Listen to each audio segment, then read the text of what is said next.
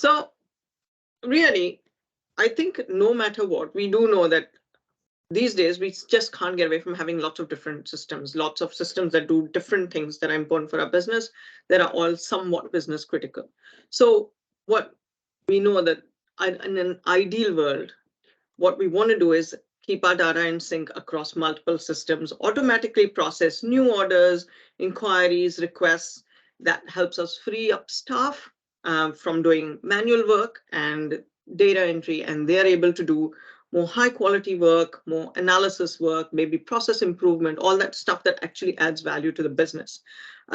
What that also helps us, let's say, what we also think we want to do is use our existing systems and apps better. We've all got some pretty complex systems, but we're so busy in the day to day, we don't even know how we could probably do that better, how we can automate processes, how we can track, how we can do better reporting, how we can keep on top of business and compliance needs, and maybe even use some of those legacy systems better to extend the life of them and ultimately provide a better customer experience. So meet SLAs consistently, provide instant feedback to customers and partners, and have really consistent response and processing times, regardless of who's on leave and who picked up the call and all of that sort of stuff.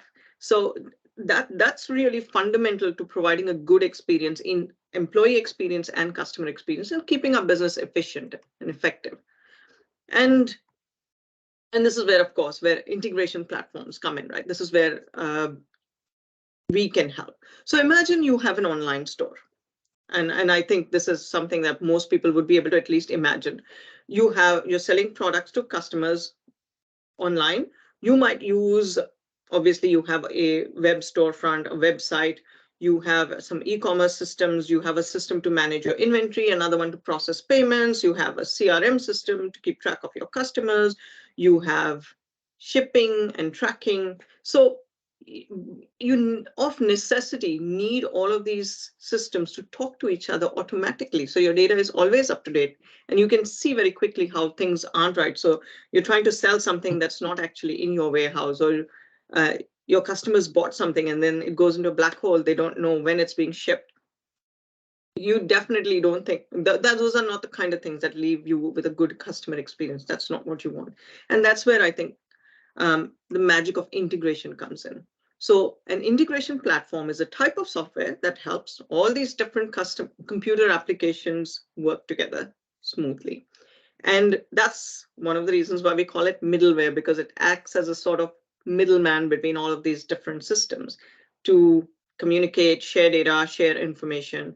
And what that also allows you to do is put business rules and processes and automation and workflows in place so that everything can work a little bit more efficiently. And ultimately, what we're looking for is save time, save some money, and help us get a better customer experience. So I'm going to talk a little bit about how our customers use integrations and then hand over to Craig for some detail. So really lightweight, all of those things that I just talked about. You can synchronize data between all of these different types of systems, point of sale systems, CRM systems, ERP systems, automate, orchestrate, and manage complex business processes, business rules. If you came to our webinar last month with Villa Maria, you might have heard Brett talk about the wine buying rules. Who knew that there were so many rules? Like, not everyone can buy all types of wines. Some wines are reserve wines. They're only allowed to be sold to special customers or fancy restaurants or things like that. So can this customer even buy this wine? What is the price? How much are we allowed to give them? Because for certain types of wine, there's already pre-allocation done.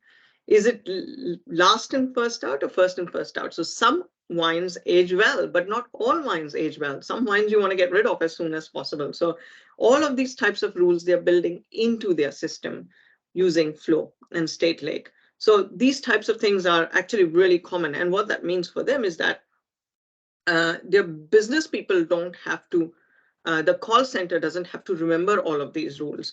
And so what that does reduce costs for them, and it eliminates bottlenecks. There's no, oh, who knows this information and how can we get this order processed? Is Tracy from accounting on leave? All of that stuff just goes away. And these days, there's a lot of businesses, particularly big box stores, your foodstuffs and your warehouse and your Briscoes that actually enforce electronic communications either via EDI or API with their suppliers and vendors. So if you can't do it, you are not going to win that business. And if you can do it, you will definitely get higher priority at some of these box stores. So it can give you a competitive advantage. And of course, last but not least, enabling your legacy system. So you've got a mission critical in your system. It could be Sightline, Info. There's heaps of those around, right? You've spent lots, 6 figures, 7 figures sometimes into having those systems in your business. And then suddenly they can't talk to modern systems anymore. They can't work with cloud-based or SaaS apps. And so if you had a middleware in between, that extends the life of your existing legacy systems.